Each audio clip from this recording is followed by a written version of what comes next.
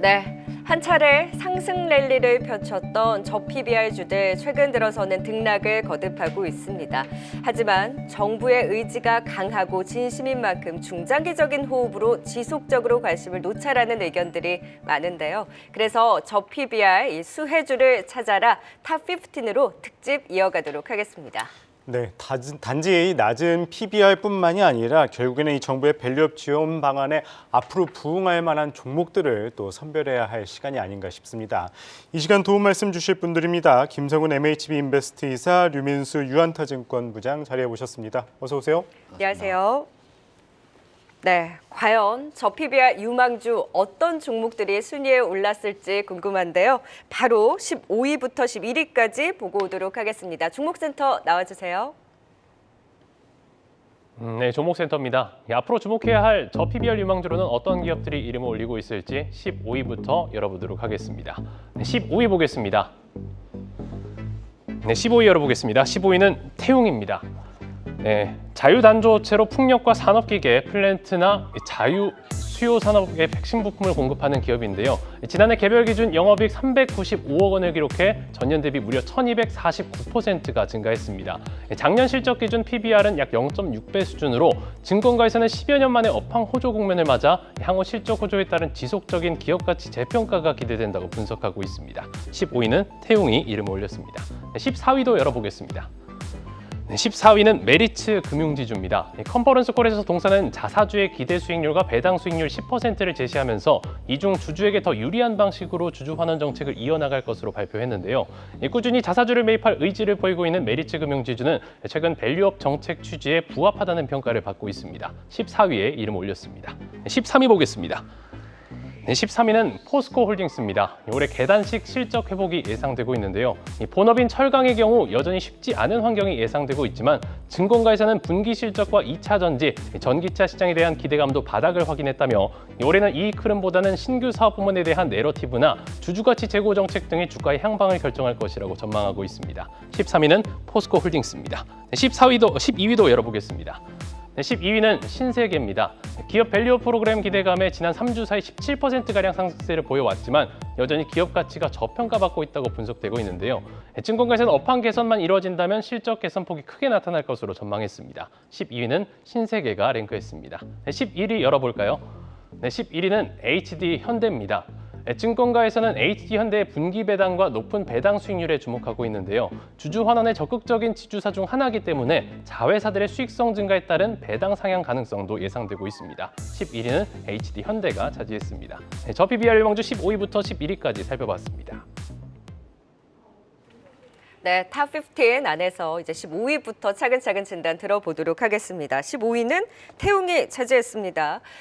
지금 저 PBR주 같은 경우에는 대형주부터 이제 기대감을 반영하면서 올라 세웠는데 이제는 중소형주 안에서도 밸류업 수혜주를 찾자라는 주목도가 또 높아지고 있습니다. 태웅은 실적도 좋았고 다만 이제 주가는 갇혀있는 움직임인데 이 기대감을 점차 반영할 여지에 대해서 높게 평가를 하십니까? 네, 태웅도 좀 자주 강조를 들었던 종목 중에 하나입니다. 일단 처음에 투자 포인트는 신재생 섹터들의 어떻게 보면 뭐 기환 혹은 고금리 섹터에서 피해를 받았던 섹터이기 때문에 올 한 해만큼은 신재생 섹터도 어느 정도 돌아서지 않겠냐라는 것이 투자 포인트였는데요. 최근 들어서 이 저 PBR에 대한 관심들이 대형주뿐만이 아니라 중소형주까지도 슬슬 확산이 되는 움직임이 나타나고 있습니다. 태웅 역시나 이제 저 PBR 0.6 정도였던 수준을 가지고 있고요. 자산에서 부채를 뺀 순 자본이 무려 3,880억 정도가 되고 있습니다. 거의 시가총액에 근접한다고 봐야 될 것 같고요. 결국 이제 일단은 저 PBR에 대한 대명사인데 여기에 더해서 어제 올 한 해 풍력이 되었던 실적 전망 역시도 상당히 좀 좋게 보고 있는 상황이죠. 수주잔고 역시 근 5년 내 최대치를 보여주고 있고 얼마 전에 발표된 실적 뭐 보시면 아시겠지만 엄청난 실적을 또 보여줬습니다. 실적 노이즈가 없고요. 저 PBR에다가 올해 풍력 뭐 시간의 어떤 뭐 좀 여지는 있겠습니다만은 결국은 기다리게 되면은 올 하반기부터는 풍력 역시도 센티가 돌아설 가능성이 높기 때문에 두 가지 모멘텀을 다 가지고 있는 태웅에 대한 관심을 가져보셔도 좋을 것 같습니다.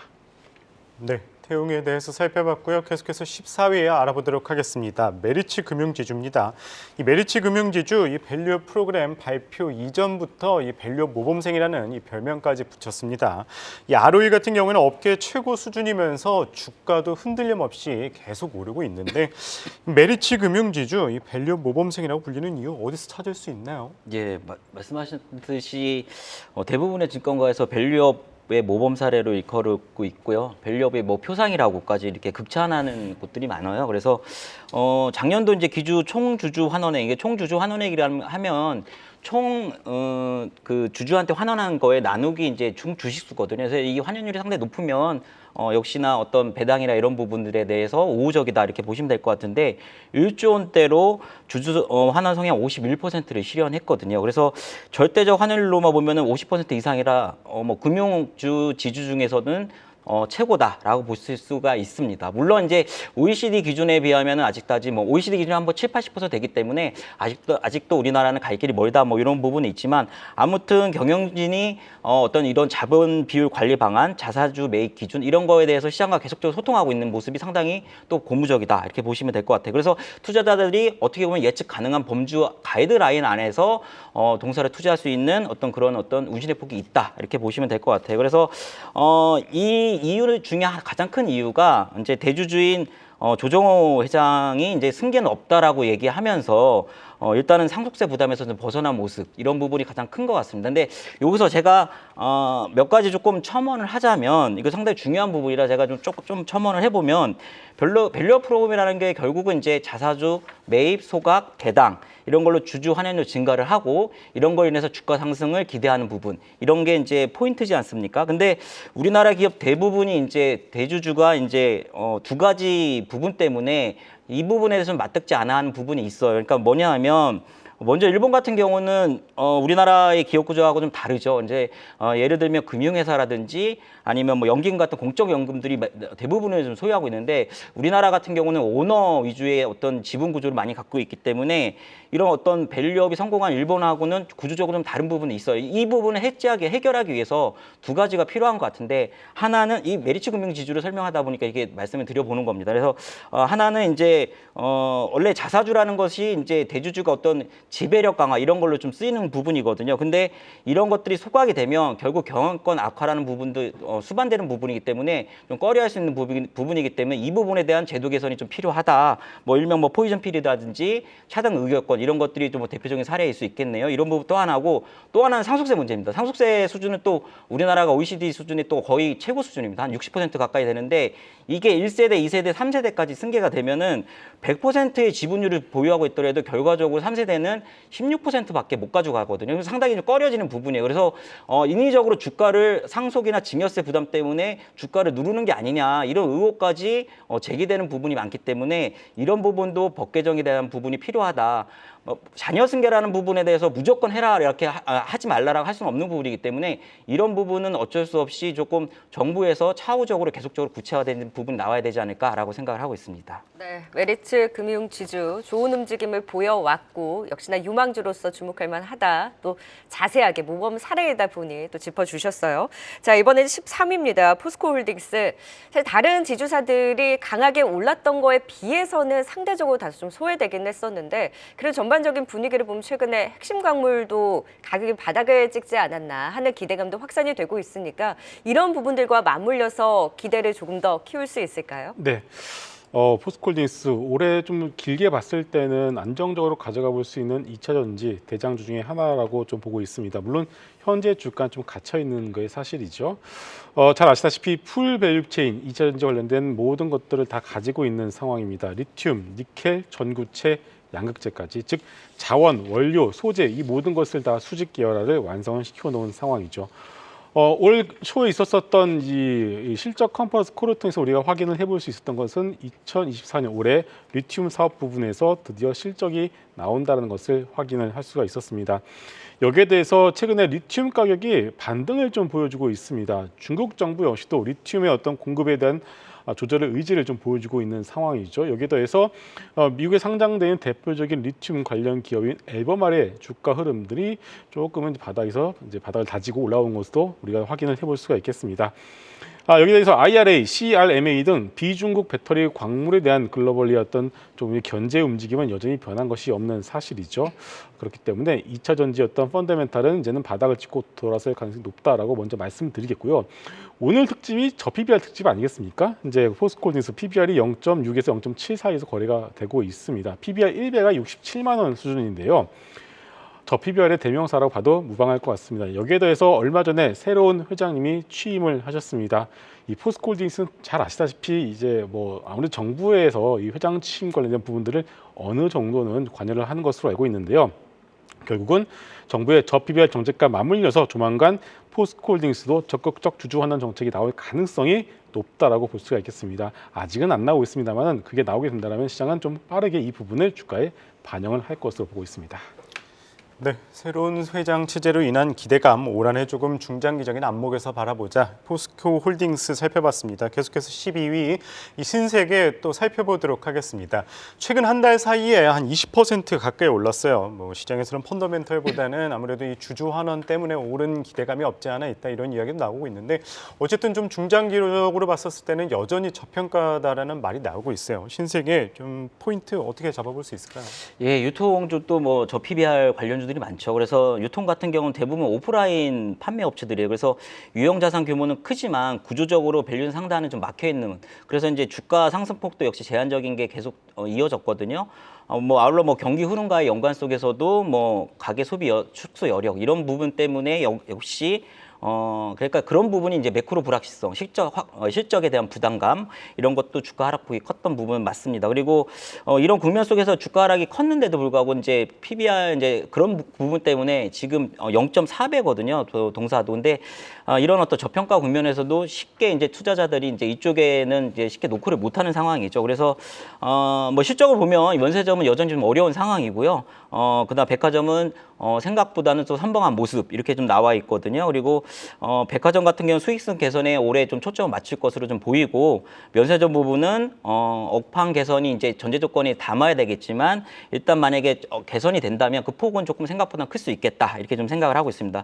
아울러 자회사인 신세계 인터내셔널 쪽에 이제 까사미아라고 있는데 이게 좀 최근에 좋아지고 있어요. 그래서 연간 흑자 전환이 지금 예상되고 있는 부분, 이 부분은 조금 좋아 보인다라고 보시면 될 것 같아요. 그래서 신세계가 한 62% 보유하고 있는 광주 신세계가 있는데 이쪽에 이제 실적 개선세 외에 이제 2021년 10월 중장기 주주 환원 정책을 이제 공개를 했는데 당기 순이익의 20% 이상을 배당 재원으로 쓰는 걸로 좀 하고 있거든요. 그래서 배당 성향 역시 2017년 4.2%에서 작년 36%로 상당히 급속도로 증가하는 모습입니다. 그래서 대주주 지분 감안 시 주주 환원은 계속적으로 될 것이다. 이렇게 좀 보시면 될 것 같아요. 다만 이제 유통주는 이제 전반적으로 주주 환원이나 뭐 이런 기업 가치 제고 이런 부분이 크지 않고 전통적으로도 배당 성향이 높던 산업은 아니에요. 그렇기 때문에 저 PB와 관련 다른 섹터에 비해서는 상대적으로 매력도는 조금 떨어지는 게 아닌가 뭐 이렇게 좀 생각을 하고 있습니다. 그 부분을 좀 참고해야 될 것 같다. 그래서 추후는 뭐 역시나 이제 중국 지표나 실물 지표 뭐 이런 것들이 상당히 중요하게 좀 작용할 것 같고 어찌됐든 정부의 밸류업 프로그램에서 수반대에서 움직일 수 있는 동사도 잘 보시면 좋을 것 같습니다. 네, 본업단에서의 분위기도 잘 살펴봐야 되겠지만 주주 환원책에 대한 기대는 유효하다. 신세계 12위였고요. 자, 이제 11위입니다. HD현대 지금 자회사인 HD현대 마린솔루션 초대형 IPO에 대한 기대까지 더해지고 있습니다. 지주사들 움직일 때 같이 흐름을 가져가긴 했지만 여기는 또 변동성도 좀 있는 종목입니다. 투자 포인트 어떻게 볼까요? 네, 어떻게 보면 지주사 내에서 순위는 약간 좀 밀리는 것이 사실이죠. 그러다 보니까 주가의 변동성도 어느 정도 나올 수밖에 없는 것 같습니다. 자, 일단은 HD현대 올해 같은 경우에는 현대 마린솔루션 IPO를 앞두고 있는 상황이죠. 그렇기 때문에 시장은 여기 상당히 주목을 하고 있는 상황이고 현재 한국거래소에서 예비 심사가 진행 중 것으로 알고 있습니다. 일단은 HD 마린솔루션 내용을 보게 되면은 수주가 꾸준하게 증가를 하고 있고요. 수익성 또한 상당히 생각보다 빠르게 개선이 되어가고 있는 것 같습니다. 당연히 IPO를 앞두고 있기 때문에 최대한 실적을 몰아줄 것으로 보고 있습니다. 올해 2024년 예상 실적과 좀 이제 경쟁사들의 멀티플을 고려를 한다라면 기업 가치는 약 4조 원 정도로 평가를 현재 받고 있는 상황이고요. 자, 여기에 대해서 이제 배당 역시 마찬가지인데 분기 배당 그리고 전반적으로 봤을 때 배당 수익률이 5% 정도로 추정이 되고 있습니다. 그렇기 때문에 이 IPO에 대한 기대감 그리고 배당 수익률로 봤을 때는 HD 현대 역시도 지주사 내에서는 좀 저평가되어 있다라고 좀 보셔도 좋을 것 같아서 목표가 한 85,000원으로 잡고 좀 가져가 보셔도 좋을 것 같습니다. 네, 현대마린솔루션의 상장 기대감과 합쳐서 또 배당 기대감까지 HD 현대 살펴봤습니다. 15위부터 11위까지 투자 포인트 다시 한번 보고 오겠습니다.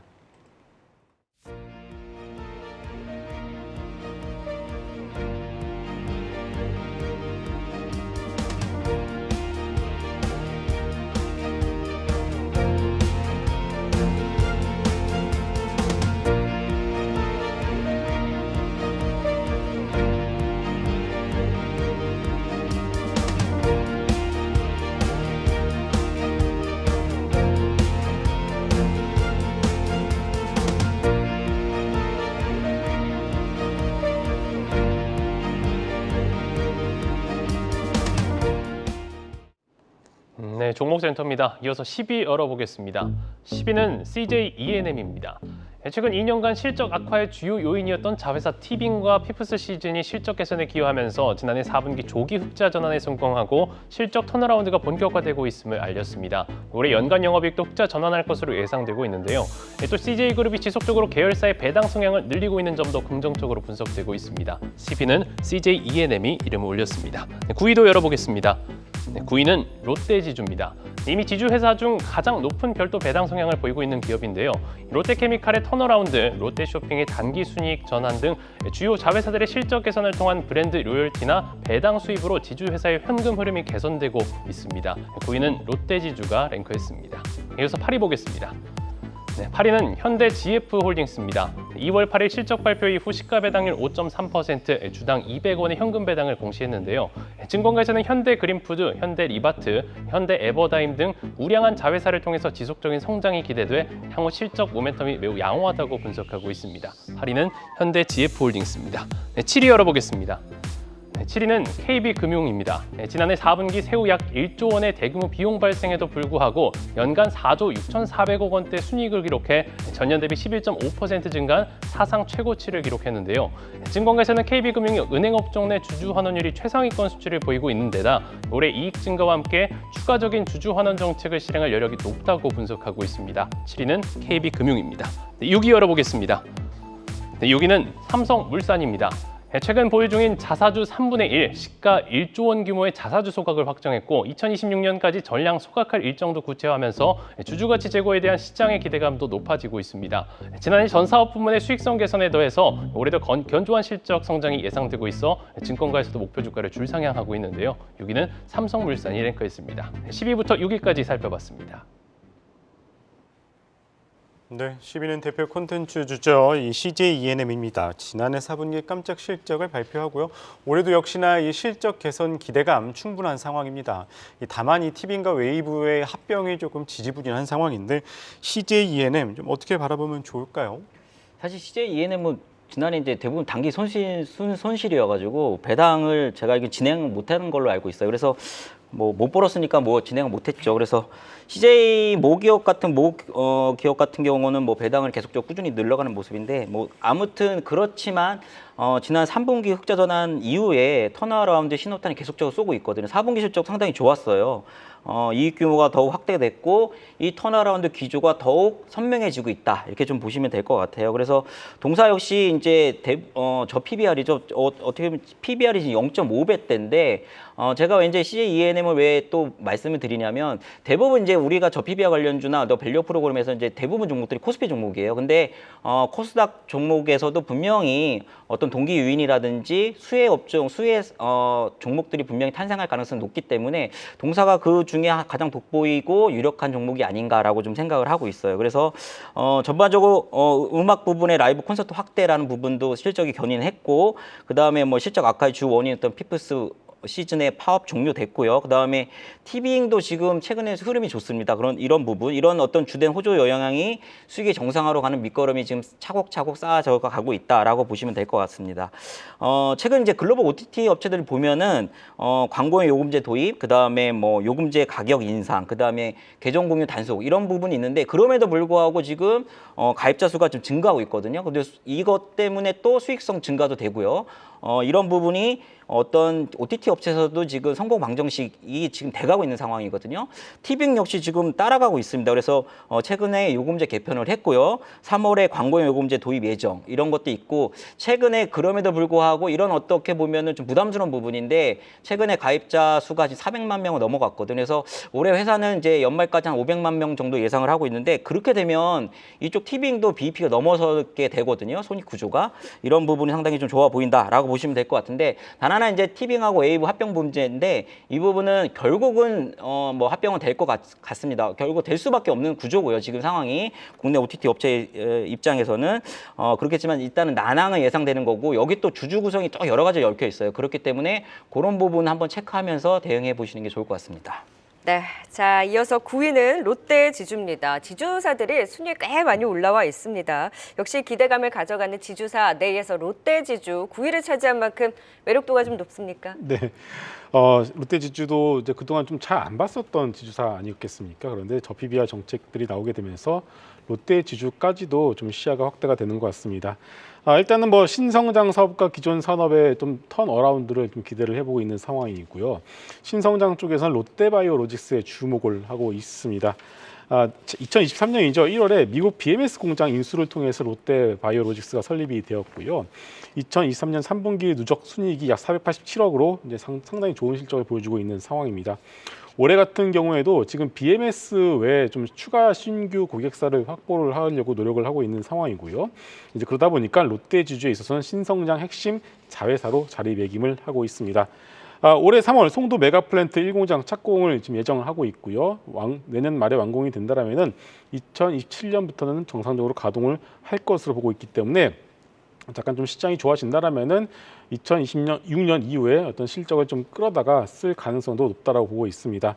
여기에 대해서 주주환원 정책 역시도 마찬가지인데요. 당기 순이익이 약 30% 이상을 주주에게 환원하기로 발표를 했고요. 현재 자사주 보유 비중이 32%입니다. 상당히 좀 많이 가지고 있습니다. 그래서 뭐 전체 뭐 많이는 아니겠습니다만은 일부분 자사주 소각에 대한 기대감을 가져가 볼 수도 있을 것 같습니다. 여기에 대해서 물론 이것은 약간 좀 제 개인적인 생각인데 지금 롯데건설의 PF 문제가 아직까지 좀 심각하게 좀 자리를 잡고 있죠. 그렇다면 아무래도 롯데 입장에서는 정부 눈치를 어느 정도는 볼 수밖에 없는 상황이기 때문에 정부의 정책에 발맞추어서 어느 정도는 보여줄 것은 보여주지 않을까 이렇게 좀 기대를 해보고 있습니다. 네, 롯데 지주까지 살펴봤습니다. 계속해서 8위 현대 GF홀딩스 살펴보도록 하겠습니다. 현대백화점 그룹의 지주 회사죠. 최근에 이 지주회사 현대 GF홀딩스를 비롯해서 계열사들 좀 중장기 배당 정책을 발표를 했었고요. 또 그다음에 또 계속해서 이제 주주 환원 정책 나오고 있는 상황입니다. 현대 GF홀딩스 매력도 좀 어디서 찾을 수 있을까요? 예, 현대 GF홀딩스는 좀 모르시는 분들이 좀 있을 수도 있는데 자회사로 현대 그린푸드, 현대 리바트, 현대 에버다임 같은 회사를 거느리고 있고요.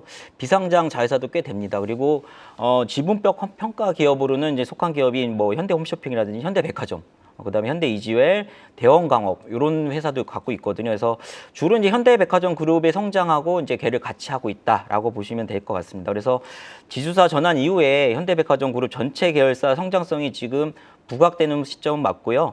배당 수익 증가 역시 구조적으로 이어질 전망이 지금 높습니다. 그래서 적극적인 주주 환원 정책을 수행할 가능성이 상당히 높아 보인다라고 보시면 될 것 같은데 이런 거의 단초가 이제 지난해 초 이제 신설한 그룹 가치제고위원회에서 여기서 내세운 게 배당 정책 강화를 계열사 전반에 도입시키자라고 얘기를 했거든요. 그래서 어느 정도 조금 동사 같은 경우는 이제 동그룹 같은 경우는 좀 보수적이었어요. 근데 주주 친화 정책을 보다 확대해 나가고 있는 모습이 상당히 좋아 보인다. 이렇게 좀 보시면 될 것 같습니다. 그래서 동사의 배당 수익원은 현대백화점, 현대그린푸드, 현대홈쇼핑, 현자차도 있고요. 그래서 이들 기업의 절대 배당은 계속적으로 증가하고 있는 모습이 상당히 좋다. 중장기적으로도 가구, 건설, 기계 이쪽에 영업 실적 개선에 따른 배당의 확대 가능성도 점쳐지고 있는 모습 이렇게 좀 보시면 될 것 같아요. 그리고 편입된 대원 강업, 그 다음에 이지회 이쪽도 지금 성장세가 좋거든요. 그러면은 외형 성장 이런 플러스 중장기 배당 정책이 역시 수립 가능하다 이렇게 좀 보시면 될 것 같습니다. 그래서 현재 PBR 0.2배 수준입니다. 그래서 양호한 실적도 있고요, 우수한 재무 구조 이런 부분 때문에 저평가 국면에 지금 밸류 프로와 같이 연동돼서 움직일 가능성이 있기 때문에 네. 잘 보시면 좋을 것 같습니다. 정말 1월 말부터 무서운 급등세가 나타났다가 2월 들어서는 또 무서운 조정폭을 보이기도 했는데 여전히 저평가에 대한 매력이 높은 만큼 저 PBR 내에서도 수혜 기대감, 저는 또 의외의 종목이긴 했습니다. 현대 GF홀딩스 짚어봤고요. 자, 7위는 KB금융, 올라올 종목이 올라온 것 같아요. 지금 금융주 내에서 7위에 이름을 올렸는데 많은 이제 금융사들이 있잖아요. 지금 배당락을 딛고 다시 한번 또 반등을 꾀할 수 있을지 KB금융을 대표적으로 또 체크해 볼까요? 네, 일단 금융주들 지주들의 배당 이벤트는 끝났습니다. 오늘 기아가 강세죠. 기아가 왜 오를까요? 배당 기산일이 3월 20일입니다. 그러다 보니까 배당 플레이가 기아로 옮겼기 때문에 강한 것이고요. 금융주들의 경우에는 배당 이벤트가 마무리가 되었기 때문에 배당을 노리는 수급을 기대하기는 조금 어려울 것 같습니다. 그렇기 때문에 왜 KB금융을 제가 말씀을 드리게 되냐면은 KB금융이 2월 7일에 주식 소각을 결정했습니다. 약 3,200억, 2월 8일부터 8월 7일까지 3,200억을 매수를 한 이후에 이것을 소각하겠다라고 발표를 했습니다. 하나금융지주 같은 경우도 3,000억 소각이 있는데요. 제가 그럼에도 불구하고 KB금융을 더 보는 이유는 주식을 장내에서 매수하는 그 규모가 다른 지주사 대비해서 월등히 많기 때문입니다. 다시 말해서 수급 이벤트입니다. 다른 금융지주사보다는 수급적으로 좀 더 유리한 상황에 있기 때문에 KB금융을 보자라고 좀 말씀을 드린 거고요. 현재 우리금융, DGB금융, JB금융, 신한주주 같은 경우는 장내 매수가 없고 그냥 가지고 있는 자사주를 일부 소각하는 정도라고 보시면 되겠고요. KB금융은 자사주 장내 매수뿐만이 아니라 현재 가지고 있는 자사주가 약 2,400만 주를 들고 있습니다. 이 부분에 대해서도 어느 정도는 다른 지주사보다는 좀 더 주둔하는 정책을 펼칠 어떤 여력이 좀 더 크다라고 보셔도 될 것 같아요.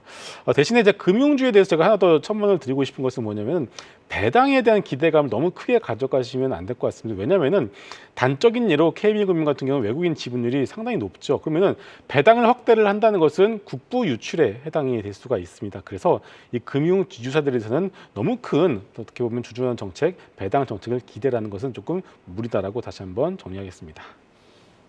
네, 7위 KB금융까지 살펴봤고요. 계속해서 6위 삼성물산 또 알아보도록 하겠습니다. 최근에 이 행동주의 펀드 관련해서도 이슈가 있었던 삼성물산 좀 지난해 말부터 계속해서 오르고 있는데 삼성물산 포인트 좀 어떻게 잡아보면 좋을까요? 지주사가 정말 많네요. 네. 지주사도 뭐 대표적인 어떤 PBR 관련주니까요.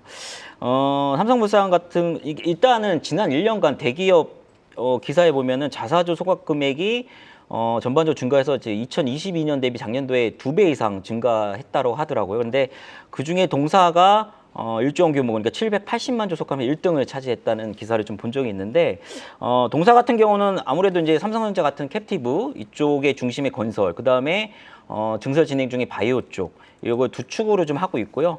올해도 역시 기존 핵심 사업에 대한 부분이 계속적으로 진행될 예정이고, 사업 포트폴리오 강화에 따른 투자 확대 계획도 역시나 예정되어 있다 이렇게 보시면 될 것 같아요. 뭐 덧붙이자면 45억 달러 사우디아라비아 네옴시티 옥사금 모듈러 사업이 지금 얘기가 오가고 있는데, 과거에 다른 기업의 예를 들면 이 모듈러 사업의 영업이익률이 상당히 좋았어요. 매출 총 이익률이 평균 10% 이상을 기록한 바 있기 때문에 건설주가 이렇게 기록하기 좀 쉽지 않거든요. 그래서 이 부분도 상당히 기대되고 있다라고 보시면 될 것 같고, 일단은 배당 관련해서 지난해부터 이어져온 제3기 3개년 주주 환원정책 시행 중인데, 보유 자사주 중 3분의 1 소각 확정을 했고요. 계속적으로 진행하고 있고 2026년까지 전량 소각 일정 진행 중이라는 부분이 상당히 중요한 포인트고요. 구체적으로 보면은 이제 올해 내년 후년까지 계속적으로 이어질 때 보통주 대비 한 12.6% 그러니까 한 780만 주 계속 소각하고요. 우선주는 한 10% 규모인 96만 주 남짓 한 전량 소각할 예정이라고 보시면 될 것 같습니다. 그래서 그동안 좀 상대적으로 좀 미흡했던 어떤 주주 환원책 이런 밑그림을 차곡차곡 그려 나가고 있다 이렇게 보시면 될 것 같습니다. 그리고 지난해 2월에 동사는 2025년까지 관계사 배당 수익 60에서 70% 수준 이걸 재원으로 하는 배당 정책도 그대로 유지하기로 했다는 부분, 이 부분 전반적으로 조금 좋아 보인다라고 보시면 될 것 같습니다. 그래서 일단은 그 행동주의 펀드 얘기 나오는 3월 주총에서 이제 일명 이제 울프백이죠. 여러 가지 이제 헤지 펀드들이 주주 제안서 제출하면서 이제 자기네 요구 사항 얘기하는데, 여기 아무래도 이제 뭐 주주 환원 관련, 배당 관련이 가장 클 거고, 이런 부분에 대해서 근데 일단 회사 쪽에서는 현금 지금 흐름의 뭐 유출이 한 100% 이상을 요구하는 거기 때문에 지금은 일단은 거절한 상태, 지금 안 될 거라고 얘기를 하는 상태고, 사실 뭐 지분 구조상 뭐 이게 쉽게 통과될 가능성은 없지만, 일단 이 전반적인 흐름이 지금 밸류 프로그램 가치 이런 부분이 계속적으로 요구되어지고 있고, 어떤 시장의 트렌드화 될 수 있는 부분이기 때문에 이런 부분도 같이 한번 주목해서 보시면 좋을 것 같습니다. 네, 기업 밸류 프로그램 역시 지주사들에 대한 관심이 높다라는 것 순위를 통해서 다시 한번 확인해 볼 수 있었습니다. 10위부터 6위까지 투자 포인트 다시 한번 정리하고 가겠습니다.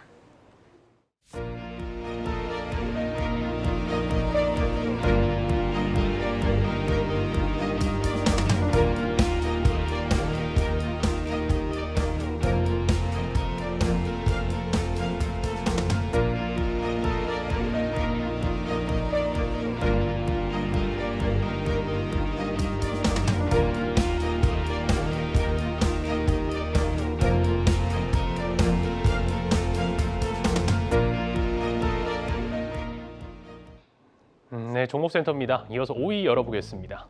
네, 5위는 현대모비스입니다. 지난해 4분기 시장 기대치를 밑도는 실적을 기록했지만 적자 사업부였던 수소 사업부의 이관을 진행해 올해는 수익성이 개선될 것으로 전망되고 있는데요. 지난해 중간 배당 1,000원과 결산 배당 3,500원으로 지분법을 제외한 배당 성향 20.4%를 기록했습니다. 증권가에서는 향후에도 배당 성향이 20%에서 30% 범위에서 탄력적으로 운영되고, 자사주 매입 소각도 전년과 동일하게 1,500억 원 매입 소각을 이어나갈 것으로 전망했습니다. 5위는 현대모비스가 이름 올렸습니다. 4위 열어보겠습니다. 4위는 하나금융지주입니다. 지난해 4분기 실적은 대규모 비용 발생으로 부진했지만 연간 순이익 3조 4,500억 원대로 사상 최고치였던 전년 대비 소폭 감소하는 양호한 실적을 기록했는데요. 증권가에서는 최근 주가 상승에도 PBR은 여전히 수익성 대비 낮다고 분석하고 있습니다. 가계대출 역성장 지속에도 불구하고 견조한 자산성장세를 시현하고 있어 향후 이자 수익도 양호할 것으로 기대되고 있는데요. 장기적으로 자기 자본의 50%에 해당하는 주주 환원 목표를 발표하면서 기업 가치 제고의 적극적인 모습이 긍정적으로 평가되고 있습니다. 4위는 하나금융지주가 이름을 올렸습니다. 이제 탑3 종목입니다. 3위는 어떤 기업일까요? 현대글로비스가 이름을 올렸습니다. 고환율과 글로벌 자동차 시장의 성장 둔화 등의 영향으로 지난해 영업이익이 10% 넘게 줄었지만 배당금 규모를 10.5%가량 상향하면서 주주 친화 기조를 이어나갔습니다. 증권가에서는 향후 낮은 밸류에이션과 운임 인상에 따른 업황 회복도 주가 회복에 기여할 것으로 예상되는 가운데 배당 확대 등 주주 환원 정책이 주가 하단을 높일 것으로 전망했습니다. 3위는 현대글로비스입니다. 이어서 2위 열어보겠습니다. 2위는 SK입니다. 연간 1조 3천억 원 내외의 지주회사 현금 흐름 이외에도 소카 지분 처분 결정이나 중국 동박업체 왓슨 지분 처분 가능성 등 투자 회수를 통해서 현금 흐름을 강화하고 있는데요. 증권가에서는 대주주 ESG와 기업의 사회 환원의 진심인 점을 감안했을 때 정부 정책에 부응할 가능성이 높다고 보고 있습니다. 지난해 영업이익도 전년 수준을 유지한 데다 2분기 5,200억 원대 도시가스 자산 매각으로 배당 지급 확대도 기대되고 있는데요. 2위는 SK가 이름 올렸습니다. 마지막 대망의 1위는 어떤 종목일까요? 1위는 바로 현대차 우선주입니다. 현대차의 주주 환원 정책은 배당 성향 최소 25%, 분기 배당 실시, 그리고 매년 3% 보유한 자사주를 1%씩 소각하고 있는데요. 증권사에서는 현대차의 총 주주 환원율이 5.1% 정도 수준이지만 6.2%에 달하는 기아에 비해서도 낮아서 중장기적으로 자사주 매입 소각을 통한 주주 환원 비율을 끌어올릴 필요가 있고, 1분기 영업 실적이 주가 흐름을 절대적인 변수가 될 것이라고 분석하고 있습니다. 15위부터 1위까지 살펴봤습니다. 네, 상위권 순위인 5위부터 또 살펴보도록 하겠습니다. 5위는 현대모비스입니다. 최근에 이 기업 가치 레벨업이 기대되는 업종 중 하나로 또 자동차주 꼽히고 있는 가운데 현대모비스입니다. 앞에 설명했듯이 이제 최근에 이 수소 사업 이관을 한 게 결국엔 이 기업 구조 지배구조 관련해가지고 다시 시작되는 거 아니냐 이런 이야기가 나오는데 어떻게 바라보시나요, 김성훈 네. 현대모비스의 가장 중요한 투자 포인트는 현대차를 지배하고 있는 최대 주주라는 사실입니다. 그렇기 때문에 지금 정의선 회장이 보유한 현대차의 지분 가치가 워낙에 적지 않겠습니까? 현대모비스도 마찬가지고요. 그렇기 때문에 그동안 주가 흐름 보시게 되면 쉽게 말해서 좀 일부러 눌렀다라고 해도 무방할 것 같습니다. 이게 아직 지분을 확보하지 못한 상황에서 현대모비스의 주가 올라가면 안 되기 때문이겠죠. 그런데 올해부터 좀 달라질 것 같습니다. 왜냐하면 일단 정부의 의지를 확인을 했습니다. 정부에서는 더 이상 이런 것들을 그냥 두고 볼 수 없다라는 것을 보여줬기 때문에 더 이상 어떻게 보면 주가를 누르기는 좀 쉽지는 않을까라고 보고 있습니다. 자, 그렇다면은 이것을 눈치채는 최근에 연기금 쪽에서 매수를 좀 강하게 하는 것을 여러분들이 확인을 해볼 수가 있겠습니다. 자, 결국은 올해 2024년이 지배구조 개편을 본격적으로 시작하는 한 해라고 놓고 본다면 현대차 지배구조 개편에 어떤 여러 가지 종목들이 있는데 그 중에서 하나 현대모비스에 대해서 여러분들이 관심을 가져보실 필요가 있고요. 그동안 어떻게 보면 이제 주가 자체가 만약에 좀 눌려져 왔다라면 그것이 제자리로 찾아가는 데는 생각보다 쉽게 올라갈 가능성이 높겠다고 보고 있습니다. 그래서 현대글로비스, 현대모비스 이런 종목들도 같이 여러분들이 눈여겨보셔도 좋을 것 같습니다. 네, 눌러놓은 주가, 연기금의 수급과 궤를 같이 해보자, 네, 지켜보자라는 의견은 높은 순위 5위, 네, 현대모비스였습니다. 자, 이번에는 4위 하나금융지주입니다. KB금융보다 순위가 높네요. 유민수 부장님. 예, 저는 뭐 별 차이는 없죠? 예. 네. 항상 하나금융주는 밸류업 프로그램 관련 없이 님 쪽이 상당히 좀 우월했어요. 그래서 하나금융주를 금융주에서는 저는 항상 좀 좋게 보고 있는데 그 기업 밸류업 프로그램 수혜 업종 중 하나가 이제 금융 업종인 것은 분명히 보이고요. 정부 당국이 지금 최근에 얘기한 거 보면은 코리아 디스카운트 원인이 기업이 효과적으로 자본을 활용하지 못하는 부분. 이런 거는 실제 ROE하고 배당 성향이 주요국보다 낮은 상황을 지적한 것으로 지금 보고 있는데요.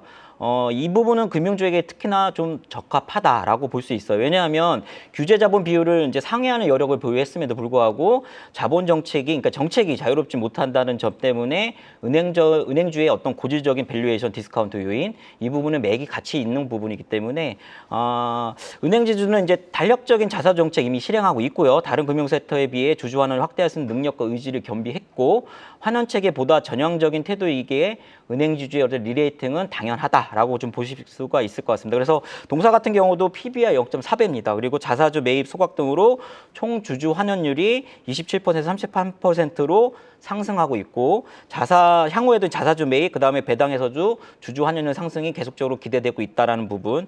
한편 지난 27일 날 정부 밸류업 프로그램 취지에 맞는 ETF가 어떻게 보면은 처음 출시가 됐는데 삼성 액티브 자산운용이죠. 동사가 좀 높은 비율로 포함되어 있다는 이 부분도 하나 좀 보시면 될 것 같고 장기적으로 자기 자본의 50%에 해당하는 자본주주 환원 목표를 발표했기 때문에 계속적으로 잘 보시면 좋을 것 같습니다. 네, 하나금융지주까지 살펴봤고요. 계속해서 3위 알아보도록 하겠습니다. 앞서 현대모비스 말씀하실 때 현대글로비스도 이야기를 주셨는데 현대글로비스 3위에 올라온 이유 어디서 찾을 수 있을까요? 네, 현대글로비스, 현대차 그룹의 지배구조 개편의 핵심 종목이다라고 봐야 되겠죠. 왜냐하면 정의선 회장님 지분이 가장 많기 때문입니다. 자, 지금 허 6배의 PBR 0.9로서 당연히 저 PBR 종목에 해당이 되기도 하고요. 자, 일단 최근에 보시게 되면 배터리 재활용 사업도 글로비스에 붙였고요. 현대차의 중고차 사업도 글로비스에 붙였습니다. 자, 그렇다면 이 얘기는 뭐냐면은 현대글로비스의 가치를 서서히 높이겠다라는 의지를 보여주고 있는 거겠죠. 여기에 대해서 저는 이제 보스턴 다이내믹스의 상장에 대해서도 조금씩 시장에서 관심을 가질 거라고 보고 있습니다. 지금 보스턴 다이내믹스 지분도 10%를 현재 글로비스가 보유를 하고 있고요. 정의선 회장도 마찬가지로 보스턴 다이내믹스 지분을 20%나 가지고 있기 때문에 결국은 이제 보스턴 다이내믹스를 다가 상장을 시킨 후에 그것을 가지고서 추가적인 지배구조 개편의 자금으로 쓸 가능성이 상당히 높아지고 있는 상황입니다. 또 하나 이제 내년 6월이죠. 2025년 6월까지는 이 보스턴 다이내믹스를 상장을 해야 됩니다. 왜냐하면은 이 소프트뱅크 지분을 갖다가 그때까지 상장을 하지 않는다면은 현대차 그룹이 이걸 되사줘야 되거든요. 그럴 가능성은 거의 낮기 때문에 상장은 연말부터는 이런 부분들이 가시화될 거라고 보고 있습니다. 자, 그래서 앞서도 말씀드렸다시피 올 한 해가 정부의 저PBR 정책과 맞물린 한 해라고 놓고 본다면은 현대차 지배구조 개편을 시작하는 그 한 해 역시 올해가 될 가능성이 높다. 그래서 대형주 내에서는 이런 추가적인 모멘텀을 가지고 있는 저PBR 종목인 현대글로비스, 현대모비스를 같이 보시면 좋을 것 같습니다. 네.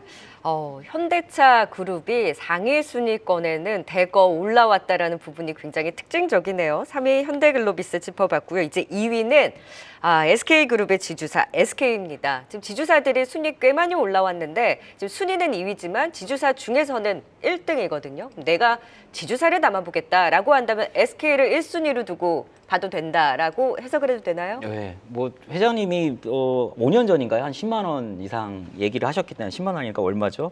100만 원인가요? 얘기를 하셔가지고 10만 원 넘었으니까요. 예, 네. 100만 원 얘기를 하셨네요. 그래서 뭐 가겠죠, 뭐 100만 원. 그래서 동사는 이제 안정적 지주회사 현금 흐름과 주주 환원 레벨업을 하고 있고요.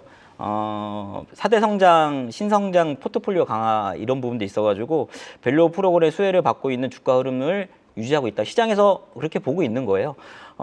첨단 소재, 바이오, 그린, 디지털, 4대 산업 중심 중장기 성장 계획 발표, 자산 효율화 통한 부문별 투자 및 증설 지속하고 있고요. 또 주요 비상장 회사가 있어요. SK E&S, SK 실트론, SK 팜테크. 이게 이제 순차적으로 IPO 가능성도 있거든요.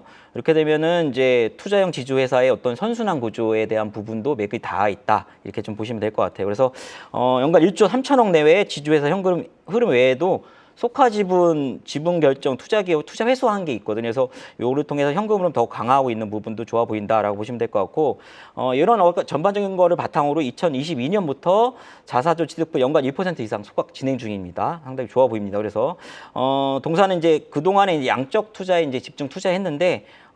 그렇기 때문에 유상증자, 뭐 차익과 이런 부분도 일부 증가한 모습도 있었지만 작년도 3분기 이점으로 좀 많이 개편을 하고 있어요. 효율화를 진행 중이거든요. 그래서 올해는 효율성, 이런 어떤 수익성 강화에 집중할 것으로 보이기 때문에 주주 환원 정책에 좀 기대되는 기업이다. 이렇게 보시면 될 것 같아요.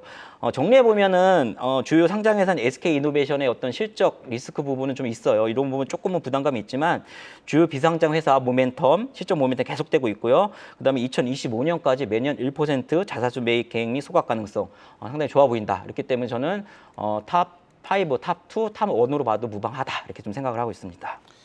네, SK그룹의 지주사 SK 또 2위 살펴봤습니다. 계속해서 이 저평가 유망주 탑5 내에 또 1위 현대차 우선주에 대해서 또 진단해 보도록 하겠습니다.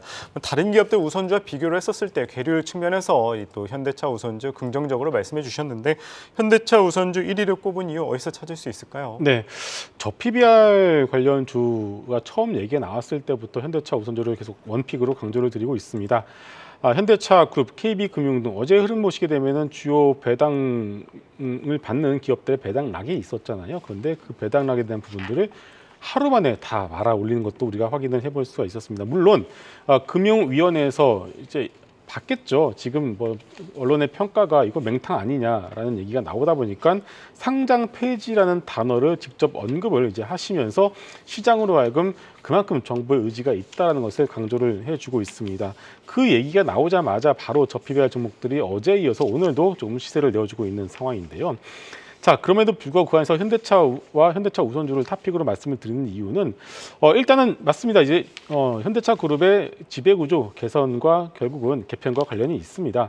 여러 가지 시나리오들이 있습니다. 뭐 글로비스의 가치를 올리는 시나리오도 있겠고요.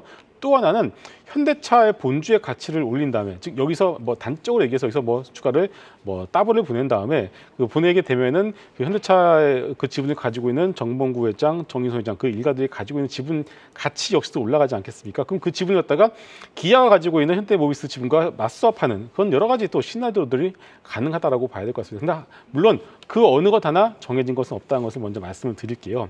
자, 그렇다면 현대차 본주가 올라가게 된다면 당연히 현대차 우선주는 그만큼 따라가게 되겠죠. 제가 여기서 추가적으로 말씀을 드리고 싶은 포인트는 역시나 괴리율입니다.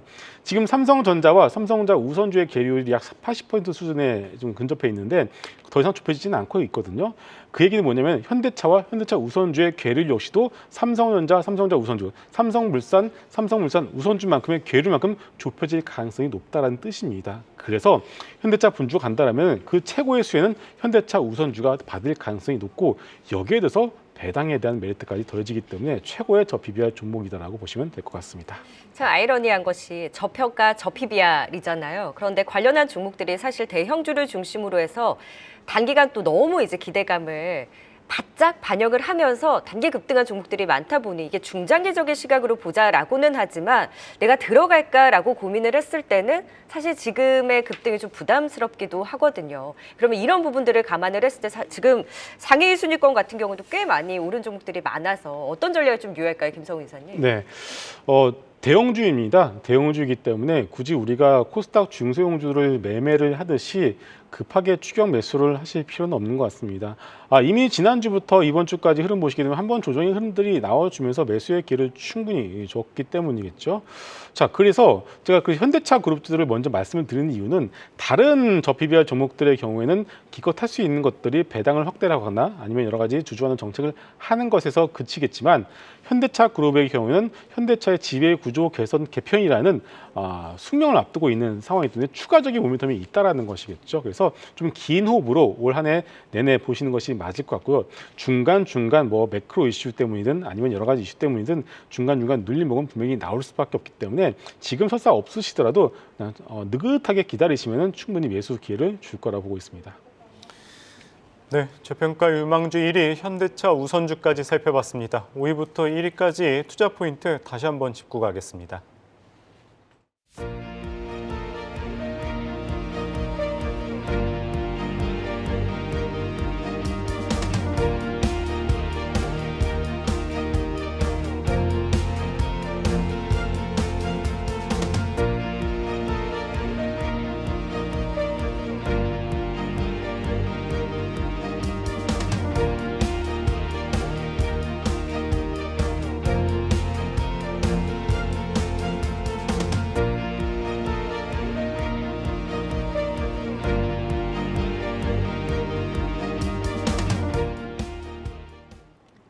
네, 저평가 유망주를 찾아라. 이제 탑 15 종목들 살펴봤고요. 이제 3월장에 대한 준비도 함께 해보도록 하겠습니다. 워낙 저PBR주 중심으로 열심히 2월장에는 지수가 올라왔는데 3월장에 대해서는 숨고르게 대한 가능성에 좀 무게가 실리고 있고 순환매가 이어질 것이다라는 의견들이 많습니다. 그렇다면 그 안에서 저PBR뿐만이 아니라 조금 더 주목할 수 있는 업종, 김성우 이사님. 네. 어디가 좀 순환매 반등의 중심이 될 수 있을까요? 네, 일단은 뭐 섹터로 놓고 본다라면은 바이오를 빼놓을 수가 없을 것 같습니다. 대장주인 알테오젠이 살아있는 상황이고요.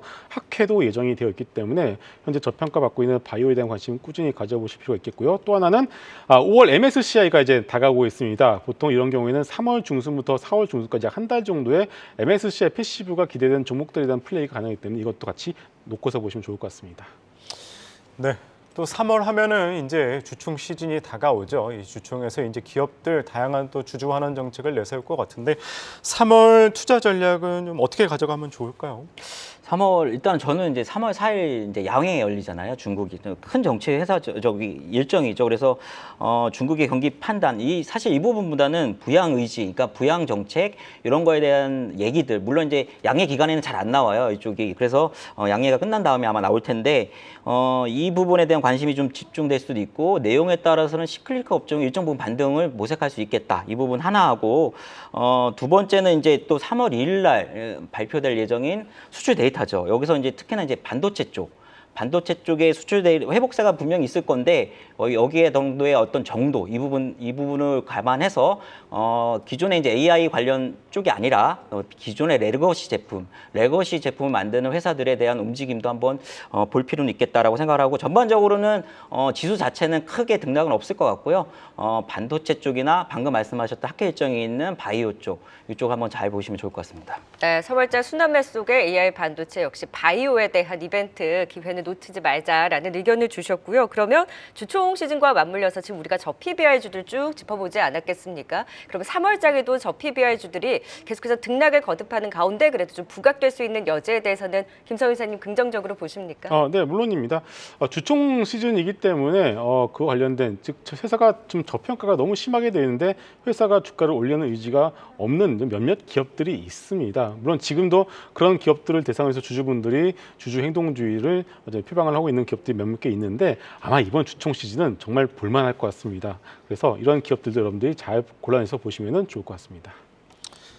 네, 3월 주도 업종과 또 투자 전략, 또 저PBR 관련주들 대응까지 살펴봤습니다. 이번 시간 김성훈 MHB 인베스트 이사 류민수 유한타증권 부장과 함께했습니다.